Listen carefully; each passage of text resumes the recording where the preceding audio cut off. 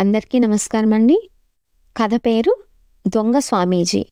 రాసినవారు పల్లా వెంకట రామారావు గారు. చదువుతోంది పద్మావతి. రామాపురంలో శివయ్య దంపతులకు వంశీ అనే పుత్రుడు ఉన్నాడు. 6వ తరగతి చదువుతున్నాడు. బడిలో ఉపాధ్యాయుడు చెప్పే విజ్ఞానదాయక విషయాలన్నీ, నిత్య జీవితంలో పనికొచ్చే అంశాలన్నీ వాడు బాగా గుర్తుంచుకుంటాడు. ఆ రోజు మామూలుగానే పాఠశాలకు బయలుదేరాడు వంశీ. ఇంటి బయటికి రాగానే ఎదురుగా ఎవరో కాషాయ బట్టలతో ఎదురయ్యారు. ఆ వ్యక్తి, హరహర శంభో మహాదేవ, మీ ఇంట్లో ఏదో దోషం ఉంది, ఎన్నో కష్టాలు ఎదుర్కొంటున్నారు, స్వామిని నమ్ముకోండి, కష్టాలు తొలగి ధనవంతులవుతారు అంటూ అరుస్తున్నాడు. వంశీ బడికి సమయం కావటంతో అతన్ని పట్టించుకోకుండా వచ్చేశాడు. వీధి మలుపు తిరిగేటప్పుడు ఆ బాబాని పక్కింటి వారు పిలవటం గమనించాడు. బడికి వచ్చాడన్న మాటే కానీ వంశీ మనసులో ఏదో అనుమానం. వంశీ పరధ్యానంగా ఉండటం చూసి ఏమైందని ప్రశ్నించాడు ఉపాధ్యాయుడు. సార్, మీరు కొంతకాలం క్రితం వార్తాపత్రికలోని ఒక వార్త చదివి వినిపించారు కదా.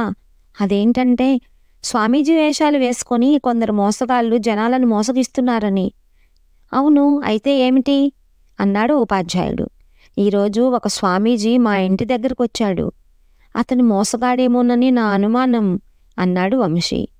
వంశీ చెప్పిన దాన్ని విన్న ఉపాధ్యాయుడు రంగారావు, పద చూద్దాము అంటూ బయలుదేరారు.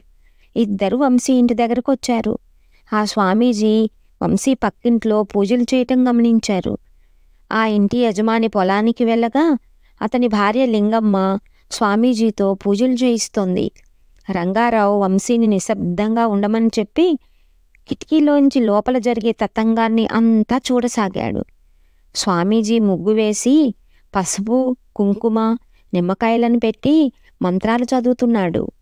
కాసేపటి తర్వాత, అమ్మా, మీ ఇంట్లో ఉన్న బంగారు, వెండి వస్తువులు తెచ్చి పూజలో పెట్టు, నీకు మంచి జరుగుతుంది అని చెప్పాడు స్వామీజీ. ఆమె అలాగే చేసింది.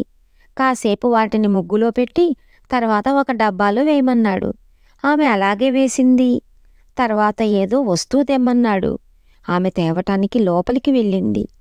స్వామీజీ వెంటనే ఆ డబ్బాలోని బంగారు వస్తువులను తన సంచిలో వేసుకున్నాడు. సంచిలో నకిలీ నగలు తీసి డబ్బాలో వేసి మూత పెట్టాడు. ఇంతలో లింగమ్మ లోపల నుండి బయటకు వచ్చింది. అమ్మా, ఈ డబ్బా తీసుకువెళ్ళి దేవుని గదిలో ఉంచు, వారం రోజుల తర్వాత తెరువు, ఈ నగలు రెట్టింపవుతాయి, అంతేకాక మీ ఇంటికి పట్టిన శని వదిలిపోతుంది. తొందరపడి ముందుగా తెరుస్తే మీ ఇంట్లో ఒక ప్రాణం పోతుంది అని భయపెట్టాడు. ఆమె భయంతో అలాగేనంటూ తల ఊపింది. పూజ చేసినందుకు నాకు దక్షిణ కూడా వద్దు అంటూ బయటికి వచ్చాడు స్వామీజీ. వెంటనే రంగారావు స్వామీజీకి ఎదురెళ్ళి, ఆగండి స్వామీజీ, కాస్త నా సమస్యను కూడా తీర్చండి అన్నాడు. ఏంటి నాయనా మీ సమస్య అని అడిగాడు స్వామీజీ. మా నగలు పోయాయి స్వామీజీ.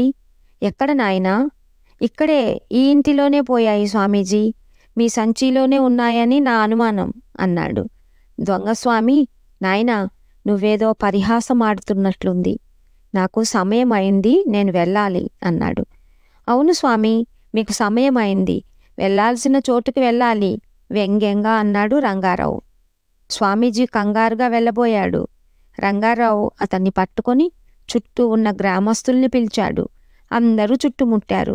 రంగారావు జరిగిందంతా అందరికీ వివరించాడు. లింగమ్మ ఇంట్లో ఉన్న డబ్బాలు చూడగా నకిలీ నగలు ఉన్నాయి. స్వామి సంచిలో అసలు నగలు బయటపడ్డాయి. దొంగస్వామిని పోలీసులకు అప్పగించారు. సకాలంలో స్పందించి దొంగను పట్టించిన ఉపాధ్యాయుడు రంగారావు, విద్యార్థి వంశీలను గ్రామస్తులంతా అభినందించారు. కథ సమాప్తం.